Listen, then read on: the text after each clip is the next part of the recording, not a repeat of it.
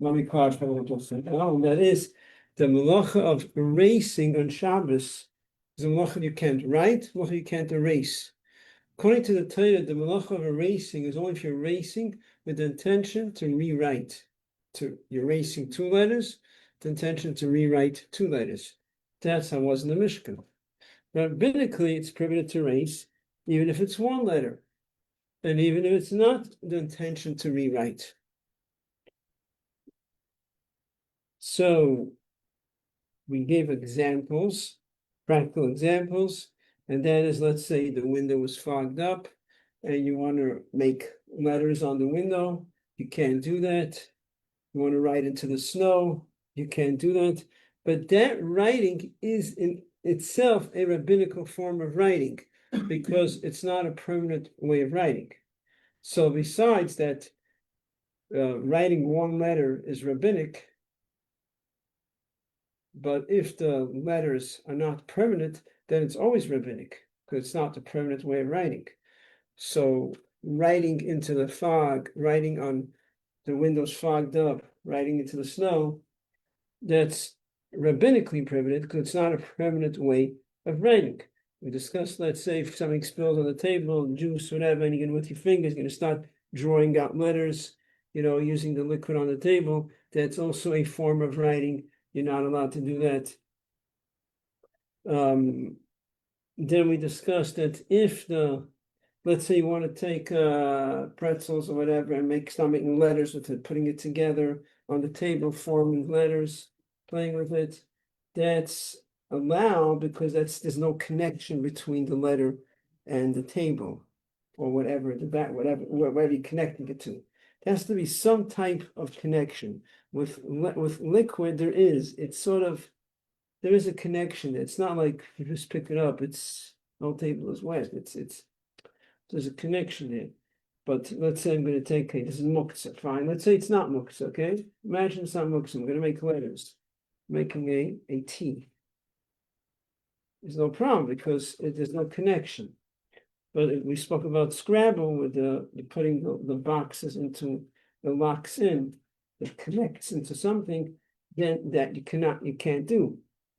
Shulchan Aruch discusses it the source of this idea that we're saying if it connects comes in Shulchan Aruch discusses sewing a letter onto a garment. Now you're taking the letter, you're not writing the letter's there already. You're sewing it onto something else. That's prohibited. So in other words, if you take a letter and you're connecting it to something, that's rabbinically prohibited. But if it's not connected to anything, you just unlike those blocks that have letters on it. You just put letters next to each other. Over here, there's no problem. But if you're putting the block with the letter and clicking it into place, or putting it on it's a magnet, putting it on the refrigerator, putting letters together, it's connecting, then that is prohibited. When you tear packages of food, you want to make sure that you're not tearing it on the letters because you're destroying letters. Taking x-rays is an issue of writing. X-rays. What's the problem with taking x-rays on Shabbos? According to some opinions, it's a form of writing a letter because a picture. By the way, writing letters, it's also drawing pictures. Same, yeah. It's not, you can draw a picture, you can't write a letter. I mean, it's the same idea. Drawing a picture, an image, letter, it's all the same idea. So that's one of the issues with taking x-rays on Shabbos. Sometimes you'll open up a bench on Shabbos. It does happen. And you open up the bench and the pages are stuck to each other. Ever happened? Like they're stuck because the bench is going to the food. They put it on the table. That's not the table. It's not always clean. And then you pull apart the bench. Well, you got to be careful. When you pull it apart, you might be tearing letters. So don't be just so quick to just pull apart the bench because you might be tearing letters. Oops.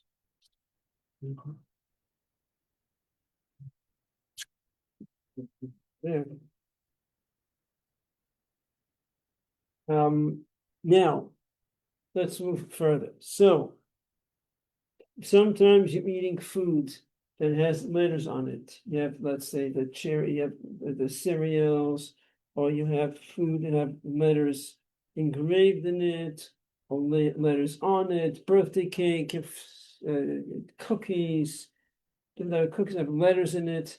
We are not supposed to be eating these foods that have letters in it on Shabbos because you're destroying, because you are erasing.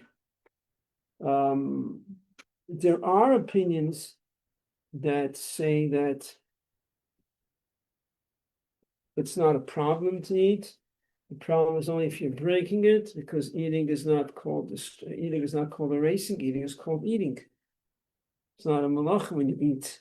So there are lenient opinions that say that you could eat with letters. But the Alter Rebbe is strict. Alter Rebbe says, no, you should not eat these foods that have letters on it. But there are lenient opinions that say it's not a problem. Now, they're only lenient when you're eating it. When you're eating it, what we're talking about eating. What I mean is, you're putting it to your mouth. Meaning, if you're taking the cookie, the letters, and you're breaking it and putting it into your mouth, everyone says you can't do that. Because when you break it, you're erasing. But if you took the whole thing and put it into your mouth, so it's being erased, so by you're chewing it, then there are opinions that are lenient to say that's not the malacha. This is called like it's derech achil. It's a way of eating. It's not called malacha. It's called erasing. You're eating.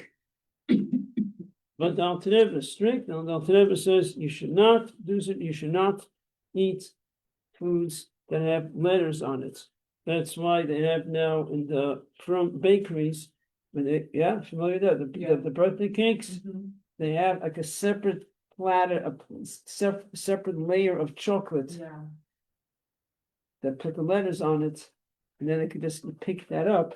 So it's not on the cake itself. So the Shabbos, they make it on the chocolate thing, and they take it off, and then cut the cake.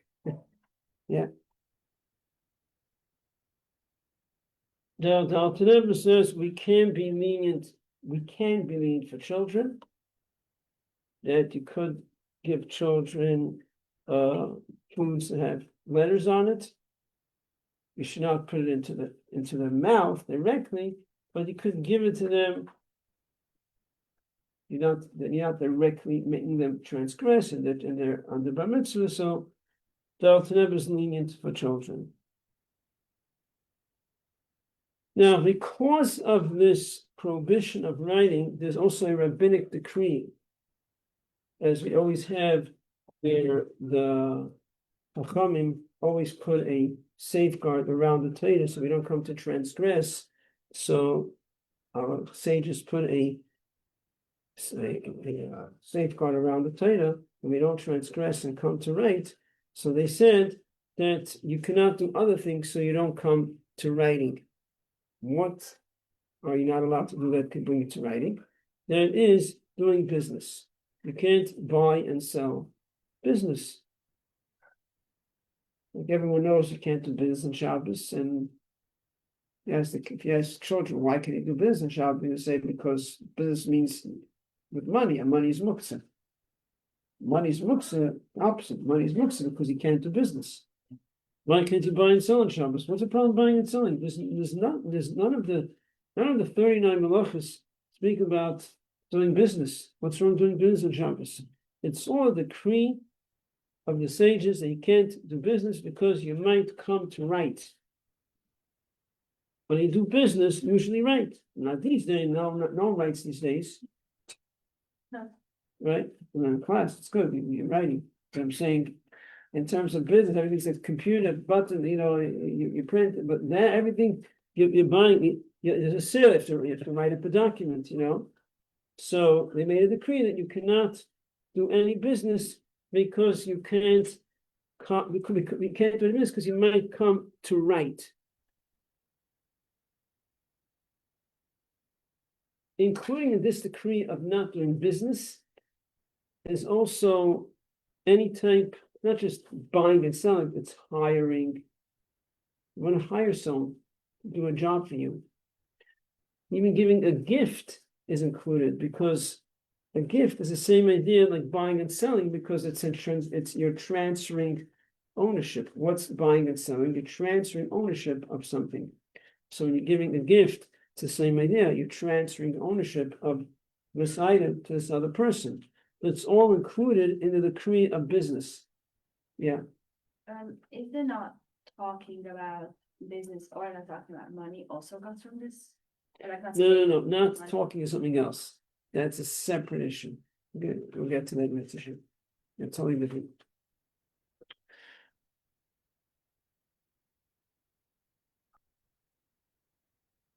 Now, you could give a gift if it's for the purpose of Shabbos. To bring a gift to someone's house, food, a place we could carry, obviously, and it's for Shabbos, that's allowed. But if it's not, we're talking about when it's not for the purpose of Shabbos, you don't give a gift on Shabbos. And it's all included in this prohibition of buying and selling, transferring ownership of items. Now, there is a way how you could buy on Shabbos, and that is if you go to someone who trusts you and you have a relationship with them, and even to a store, in a place where you could carry. Let's say in a place where there's a proper item, you could carry that, and you go to the store and you tell the person, I need apples, you need eggs, you take what you need. And he gives it to you, and he understands you're going to pay him after Shabbos. He's technically selling it to you. He's not giving it to you for a gift. He's selling it to you. If it was a gift for Shabbos, there's no problem. But he's selling it to you. But there's no mention. Because there's no mention of buying and selling, they're saying, oh, can I have this? I'm giving it to you. He understands that it's a sale and you know you're going to have to pay for it after Shabbos, and it's actually you're buying it. But because there's no mention of buying and selling, it's okay. You're allowed to do that. So that works the place where the person knows you and he trusts you and he understands it's Shabbos and you can't talk about anything, and you go, you take what you need, they'll pay him after Shabbos. That's 100% okay. That's from a yid? What's the difference? I don't know, you're profiting on Shabbos. No? Because the yid is profiting? Yeah, I mean, also, I don't understand how it's okay that this person is still buying things. Like, yeah, he's gonna pay him later. He's going to pay him later. There's no mention of money now. He will. Like, you're saying he's going to pay him after Shabbos. Yeah. So he's still. So he's talking about profiting, but he's not getting it on Shabbos itself. I'm talking about that it's for the purpose of Shabbos. It's a good question because actually we didn't get to it yet. So I'm going to discuss now about that you can't earn money from Shabbos, from working on Shabbos, because why can't you profit on Shabbos? So you don't come to buy and sell. That's the reason why I can't profit. So the question is being asked, but when you're buying and selling, you're not mentioning any money, that person is profiting. But it could be the reason is because it's the covered Shabbos. And also, it's not necessarily considered earning from Shabbos itself. Because he's not working on Shabbos, it's from a sale. There's an explanation about this. There's other issues that we'll get to. That it's from there, when we get to and explain that, we'll understand that over here, it's not considered profiting from Shabbos itself. But it could also be that it's because of it's the covered Shabbos. But I don't think it's considered profiting from Shabbos itself. There's another example, but another class will talk about it. How it's not considered from Shabbos itself. It's a sale that happened on Shabbos. It's not profiting means you have a job, you're working, and the person is paying you for the work you're doing on Shabbos. Here it's a sale that a person bought something. So it doesn't go into that category. But yeah. No, I can. What's an example for this? Because I don't really understand. What? For this buying something which I was not paying, because if you say, like, I don't know, if you don't have wine and you want to borrow from someone, you're like, oh, Yeah, if you what? I don't have wine for Shabbos and I'm like asking my neighbor, okay, I borrow wine, I'll pay you back, but isn't it like a wedding or how does this play out? Like how, what's an example? You're coming to someone on Shabbos and you're telling them, I need wine. Actually, the Rebbe says you're allowed to tell them, I'll pay you after Shabbos. Okay. Rebbe says those And words, it's yeah. not planning. Because you're not buying, it's not buying. Yeah, it costs money, and the person's not ready to give it to you for free. You're not mentioning buying and selling. You're saying, could I have whatever you want? You say what you want, and you tell them, and I'll pay you after Shabbos. It's not planning or after. So, But that's actually a That's like transaction. planning. Oh, planning. That's planning means when you're making plans for after Shabbos. Here, you're saying it's not planning. I'll pay after Shabbos. It's a fact.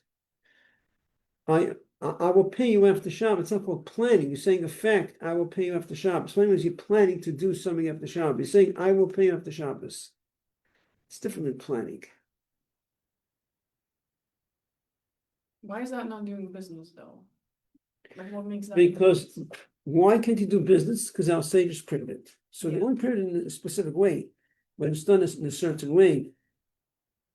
In other words, if it's prohibited rabbinically, so they put down the rules when it's prohibited. So they say it's prohibited if it's done in this way. If it's clearly spelled out on buying, selling. But if you don't mention it, they didn't prohibit it. It's a rabbinic prohibition. It's a decree, so you don't come to buy and sell. So you don't come to write. So if it's not done in the conventional way, it's done different, then they weren't so concerned because you're doing something different. You're deliberately doing something different here. That's sort of like a reminder also that you can't buy and that you can't write. In other words, it's not. You're conscious now that when you're buying and selling, it has to be done in a specific way because it's Shabbos. So in a way, that's also like a reminder. It's Shabbos today. You can't just do the regular thing. It's sort of a reminder also not to come to write because you're doing it differently. Mhm. So it's not. If something's prohibited by the Torah, you're not allowed. You're not allowed. End of story. There's no discussion. You're not allowed. If you're not allowed to buy and sell by the Torah, it's called buying and selling. But it's rabbinically prohibited. It's only prohibited the way they prohibited it. You get it? I get No? it. No, I get it. I mean, I don't really get it. I just don't, whatever. Yeah, I don't know. It looks like a transaction. That's why. It's a transaction, right? It's true. It's a transaction. Like, But could it what? come to write with So- that also? Like, can I But pay you're you saying in back? terms of writing, being that it's a transaction, there's the concern. You're saying if the Yeah. reason because you might come to write, so why is that okay? Yeah. But I believe the reason is because being that they are requiring you to do it not in a regular way. So first, like I said, it's prohibited because they prohibited it. To say just like they prohibited, said this is okay. And being that you have to do it in a different way, that itself is sort of like a reminder that it's Shabbos today. Because they're telling you, well, you can't give money. You're not allowed to give money. You have to do it in this way. Oh, so those you're very conscious that there's something different going on today. It's Shabbos. Today it's Shabbos, so I can't buy the regular way. I got to do it this way.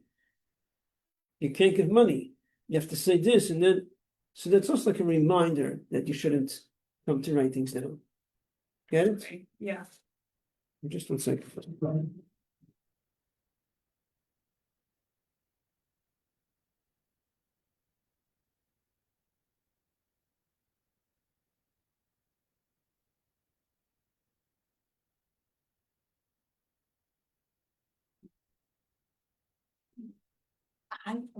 I'm very good. I can. No, I actually Borrow something. heard about this all the Oh, time, okay. and like that there are some stores in Israel that are like they're not open on Shabbos, but yeah, there's somebody there and you can come and tell them I'll pay you back after Shabbos. Oh my gosh, isn't that crazy? Can you imagine? It just feels so wrong. I don't know. It's not. It doesn't feel Shabbos. It's that awesome. Right. No. And it's funny because it's like 5 steps away from writing, but still, I don't know. It's still like, no. It's still not. I don't know, it just doesn't feel right. Very interesting. Like even I'm saying I'll pay you back. Yeah, it's like no, like you say like 5,000 hollows, like you don't even say dollars and Shabbos. I mean, a lot of people do say. I wonder why. Yeah, me too, me too.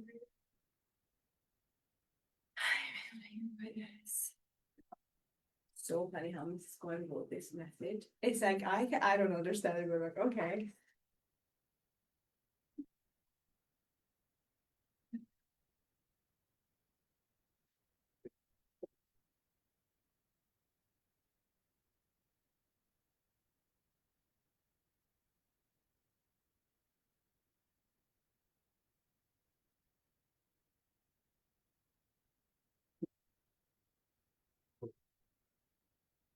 Okay.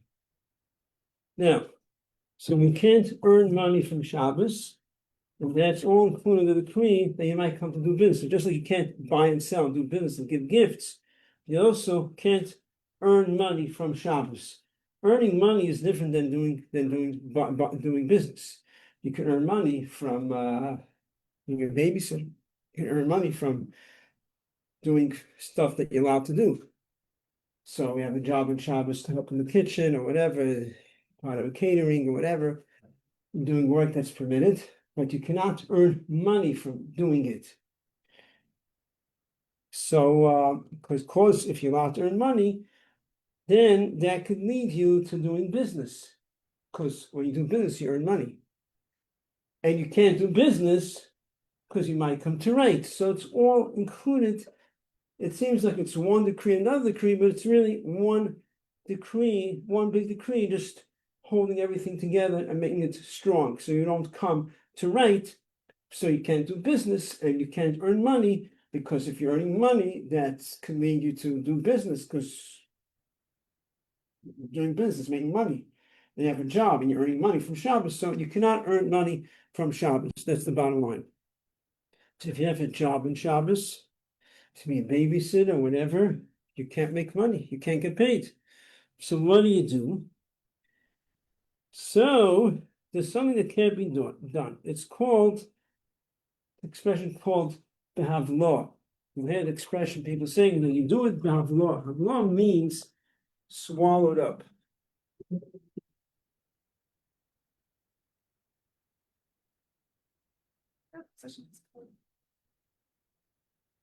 Behavlo. Havlo means swallowed up. You'll have in the dream a potting that he had with the 7 skinny cows. They swallowed up the fat cows. It was by Yivla, especially by Yivla, they swallowed up.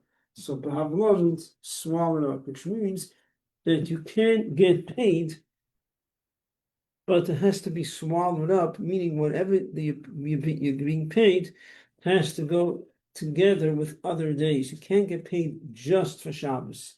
You have to be paid for other days together with Shabbos.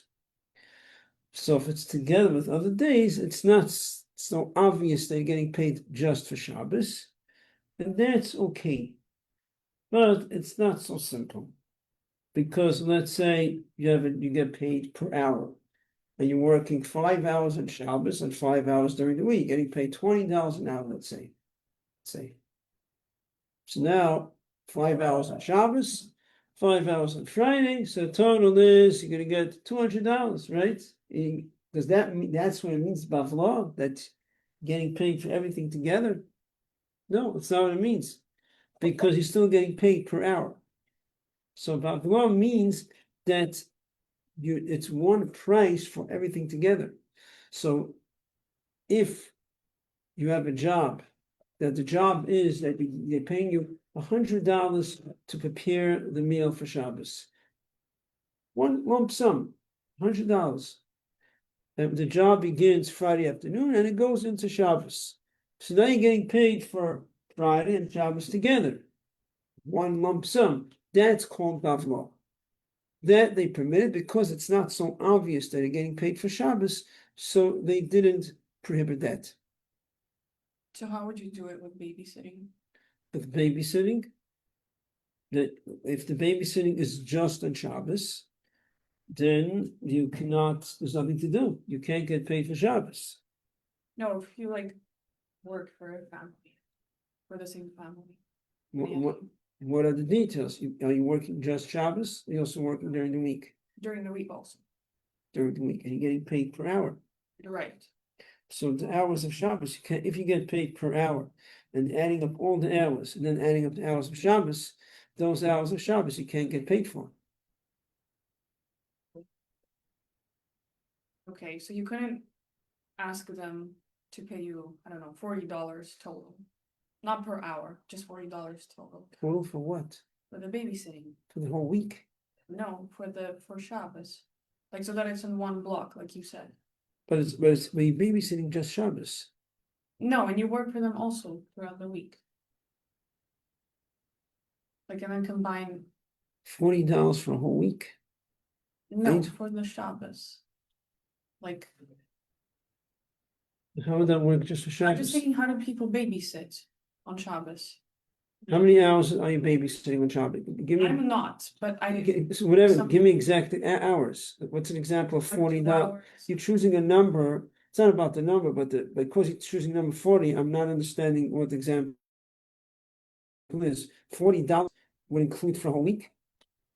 No, because you said if Havla they're- means you're getting paid for weekday and Shabbos together. It's one price, meaning they're calculating it. They're not calculating hours. Once they calculate hours, then you can't get paid, even though they're paying it to you all at once. If they the whole idea of law is that they're not calculating hours. Let's say Shabbos comes in now, like let's say 4:30 now, right? So you're working from 4. You're starting from 4 o'clock to 8 o'clock, whatever you're doing, and what are they paying you per hour? No, there's no pay per hour. They're paying you for the job. You're coming, they're giving you $100, everything together. That's called avla. So that's what I asked about the $40. So you can do that. But you're beginning before Shabbos. But it has to be that you're beginning the job before Means Shabbos. The same job before Shabbos. If Like you're that. just working on Shabbos, then they're giving you one lump sum, not per hour. They're giving you Right. $40 for babysitting on Shabbos. Yes. That's not called havla. Means that they're including the weekday and Shabbos together. Oh. That's what it means havla. So what it has, so you have to start that same job before Shabbos, like Erev Shabbos. Right. So the and go pay into for Shabbos. that's the whole idea of havla. The whole idea is that they're paying you not just for Shabbos. They're paying you for the weekday too. That's what it's all about. So how do people babysit? Shabbos morning. If so okay, so there is a leniency that says for the purpose of a mitzvah. If it's for the purpose of a mitzvah, let's say the Balkei, the one who reads the Torah on Shabbos, but it's for a mitzvah, so there's a leniency that they could get paid for reading the Torah. Even then it says it's not really the ideal thing, but there is a leniency if you're doing it for a mitzvah. So if sometimes babysitting can be in that category of a mitzvah, depending on why they need a babysitter, it can be in that category. So that can be a leniency because of the purpose of a mitzvah, but it's not the ideal situation. Or they can give you a gift after Shabbos. If you don't set a price, let's say babysitting, there's no price. And after Shabbos, they give you whatever they want to give you. They give you whatever they want, and there's nothing you could say. In other words, it's what do you mean I could say? I mean to say is that it's set up in a way that that's what it is. It's not like there's a set price. There's no price. And after Shabbos, they're giving you something, they're talking appreciation. That's 100% okay. But to get paid per hour on Shabbos, the only leniency that could be possible is if it goes into the category of for the purpose of a mitzvah, which might, depending on the situation. They need a babysitter because they need to go to shul, and he's a shliach, whatever he has to do, and he can't be home, whatever. It could theoretically be put into the category of a mitzvah, and then, like a Balkei, the one who reads the Torah gets paid. There's also that leniency. Well, the one who reads the Torah, there's another leniency. and that is because they're not, some opinions say they're not getting paid just for the laning, they're getting paid for the preparation, they have to prepare how to lane, and they prepare during the week. Get it? Not everyone holds like that. Father doesn't hold them that leniency, because he says when they pay the one who reads the Torah, they don't care if he prepares during the week or not. What's if he knows how to read without preparing? They're paying him for the reading. So not everyone holds of that leniency. So again, with babysitting, the ideal situation is that you don't get paid, and it should be just whatever they give you, whatever you tell them, whatever you decide to give me. Or if you could figure out that they need it for the purpose of a mitzvah, because if you don't babysit, then they can't. That he's a rabbi in a show, a shliach has to put the show. So get the people, whatever. That it could go into the category purpose of a mitzvah, but that's not an ideal situation, because it says in Shulchan Aruch that you don't see a blessing from that money. Even though you're allowed to take it, we don't see a blessing from that money. So the money, whatever that means exactly, but so it's not ideal situation. Makes sense. Yeah. Now, another interesting thing is sometimes people have rental apartments, weekend. Could they charge you for the weekend? They're charging you per night. Charging you how many nights you're staying? Thursday night, Friday night, Shabbos night, 3 nights. Is there an issue? They're earning money from renting out their apartment, and they're charging per night.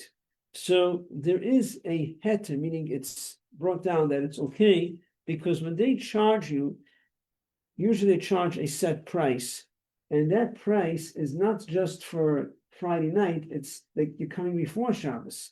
There's work that they have to do before Shabbos to prepare the room. They have to make the linen and the towels and everything. So there's work involved. So they're charging you is not just for Shabbos, it's for the work they're doing before Shabbos also. That's why it's okay to charge this way. Again, assuming that that's the setup. If theoretically, if it's just for the night and they don't put any work, and the person just comes for Friday night, there's nothing that he's not coming before at all. There's no.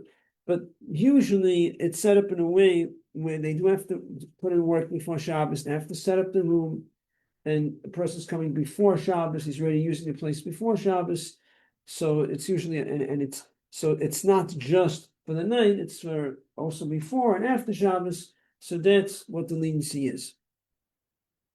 I mean, it's not a leniency; it's accepted. It's okay. Any questions? Have they understood? Yeah.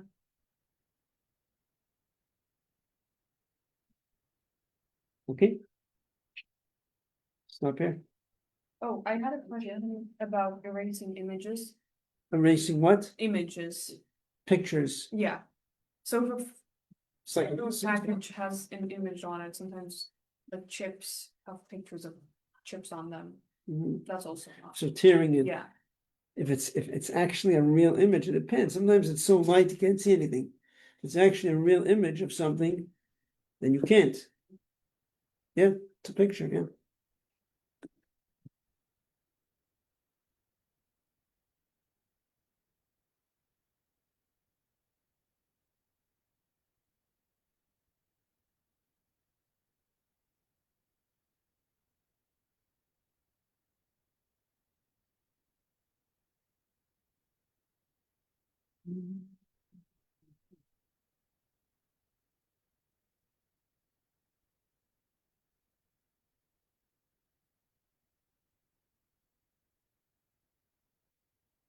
Oops. No, that's okay.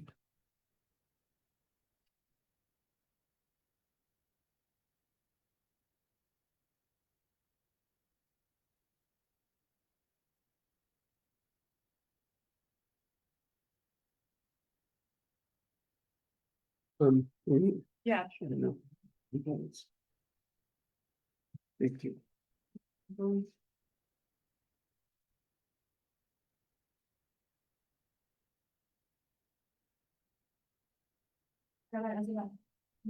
Yes.